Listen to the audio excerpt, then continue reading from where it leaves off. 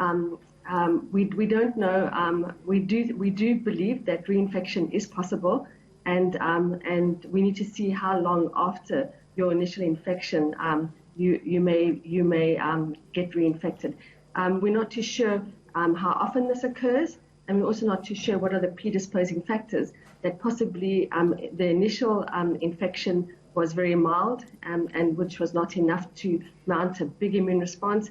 So your immune response may be a factor of exposure.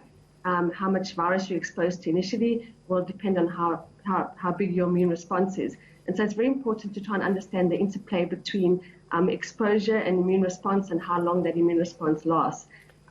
This was also very important why we need to understand what is a correlate of protection, and this is why vaccine research is very important, because we need to try and mimic the human response and to make sure that our vaccines are long-lasting. And if they aren't long-lasting, we will need to boost our vaccines to make sure that we keep the immune responses up that protect against COVID-19. Okay, in her case, it's certainly a short-term immunity here. I'm just wondering, when it comes back again, is it less damaging? What sort of situation is the body left in? So that's a very important, I think, to observe. And so we will have to see, so the second infection may be mild, or the second infection may be the same as before, or in some cases, maybe the second infection could be worse than the first one. So, and all three scenarios are quite possible. And so what we have to do is try and understand, both from South Africa and abroad, how many people will have a mild infection after the first exposure or have the same or worse. And so, as you know, this is a very new virus, and we're trying to understand how it unfolds in South Africa and everywhere. We know that it's very contagious by the number of infections worldwide, and now we're also trying to understand how long your immune response lasts for, and in which people does your immune response last less. So there may be genetic influences that predict that you might have a longer immune response than others. And so it's very important for us to follow up people who definitely know that they tested positive, and see how many people get reinfected, and try to understand what correlates with a mild infection and what correlates with an infection that is worse. Is this something that morphs into something else, mutates, so it's a constant game of chase in order to catch up with it, in order to get the right sort of vaccine in place? So although there are mutations that we see, and you can chart and predict where you got where was the origin of your infection, the spike protein, that is the protein that is used to dock the virus onto our S2 receptors, remains very, very stable. And so most of the vaccines that have been developed look at that spike protein, that protein that docks onto our receptors in our noses and receptors in our lungs.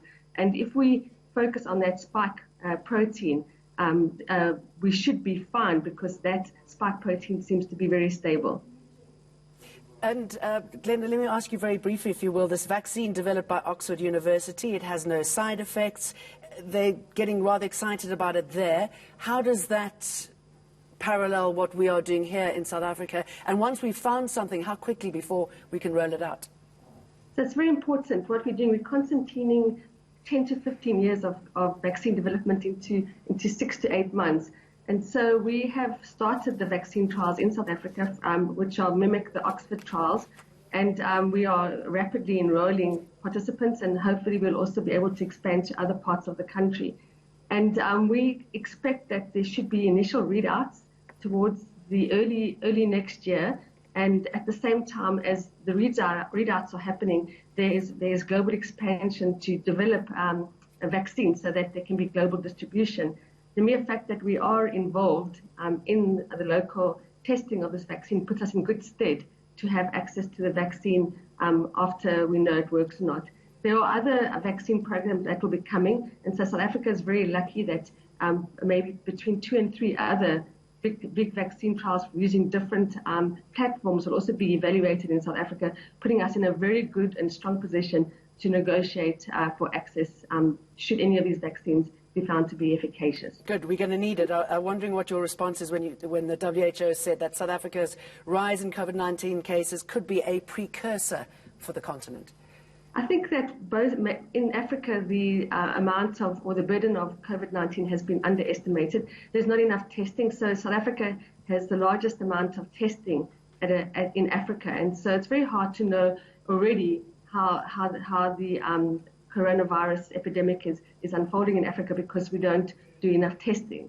And so we may be even though we test a lot, we are still underestimating the infection in South Africa. And you can see concomitantly that probably we've completely underestimated the infection rates in Africa. Dr. Glenda Dwyer, thank you very much.